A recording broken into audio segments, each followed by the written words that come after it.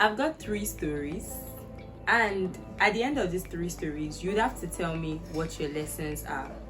Agreed? First, you all know how bad the accommodation situation of Nigeria is. And you will tell the agents that you want a very nice 2-bedroom with a garden in a very nice environment and a prepaid meter. Thankfully, after a long search, I found a place. Now, when I took my mom there, she's like, no, you need to have painted these walls. And my dear, the way that I am, I was still even giving thanks to the Lord that I even got an accommodation, that I even got a space. Meanwhile, yes, she was telling me that, oh no, that they should have painted the place for you. So she said, is the landlady around? I'm going to speak with her as regards the painting of the place. I'm like, ma, it's okay. But then I thought, you know what, let me not discourage her. Who knows? The highest is a no. And you wouldn't believe it. Nice woman. By the time my mom spoke with her, she was like, oh yes, it depends what color do they want and all of that stuff. And guess what, guys? You guessed right, the house was painted. And I just thought to myself, wow, what if we never had asked? Because I never would have actually asked. Or better still, what if when my mom was going to go and ask, I said, oh no mommy, there's no need, we've already signed the agreement. Because prior to signing the agreement with the landlady, we had already spoken to her and we had mentioned the things that we felt like needed to be fixed in the house before we moved in, and she had fixed them, right? Aside the painting, because of course we didn't mention it. So I could have told my mom that, you know what, there is no need, but I just said to you, let her try. The highest would be a no. Story number 2. Aoma Wogo, I really hope I pronounced that rightly, the LinkedIn queen, right, had posted a scholarship opportunity for Jamie Pajol International Events, right, for youths. And she had said, oh, there's a scholarship, you would have to fill this particular form. And I'm like, okay, no problem. By the time I was taking a look at her post, I saw that maybe about 50 people had posted. By the time I was doing the maths of how many people would have seen the number of reposts and how many people would have applied, I was like, you know what, let me just skip over this particular post and move forward. Another opportunity would come, you know. Next time I probably should just turn on the notification so that when such an opportunity comes next time, I'll be one of the first set of people to see it, which is a cue to you right now to turn on the notification to this video, because when I'm posting new videos, you get to see it, and if they have opportunities in it, you get to see it first. Anyways, I was just about to skip over this video and I thought to myself, well, at least I tried.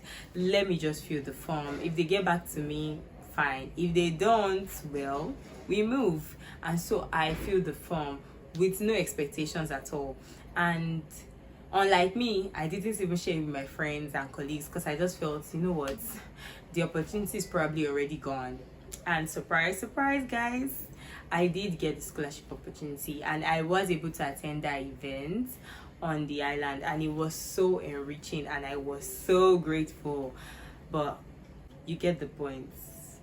At least I hope you do. And if you have been enjoying the stories so far, please do subscribe. Third story, the opportunities that come, and then when you come across these opportunities, perhaps they have attached the link to a form in it, and then this form probably has about 9 pages. Do you get? And you just feel like, if you really want to give us this job, give us this job. What am I going through 9 whole pages, right? And they are deep questions that you really have to think about. They are questions that you have to, you know, reason and give thorough answers to. For instance, imagine that you were given imagine that you wanted to apply for an international opportunity somewhere, and then you were asked to fill a 9-page form. So it's one of these forms that have questions like, oh, why do you think, in 200 words, tell us why you should be considered for this position, or in 100 words, tell us what drives you, what you are passionate about. Those kind of forms. So somebody wanted me to apply for an opportunity, and it had that kind of form. And I'm like, yeah, the deadline is so close by, and I really wanted to articulate my words, write 200 words, 150 words, 100 words, yeah. And to be honest, as I started filling the form and I passed through each page, I was getting exhausted. Right, I really was getting exhausted. But fast forward, I scaled through that particular stage, and it was time to negotiate. Okay, so if you come on board to do this for us, how much would you take? So I think for starters, I was going to ask for something like marginally less than what I had asked for. So I was trying to reason it, and I was saying, you know what, I think I'm quite new in this thing. Let me not charge that much. Do you get? But then I feel like I can actually do it. And besides, I'm going to get paid for the work that I am doing. I figured that they were not going to be paying me based off whether I was experienced or inexperienced, or whether I was new in this thing or not new. I just figured that you are going to ask me to do this for you, and this is how much I would charge for it. If they can't pay it, they say no. Then I was thinking, there are many other people outside.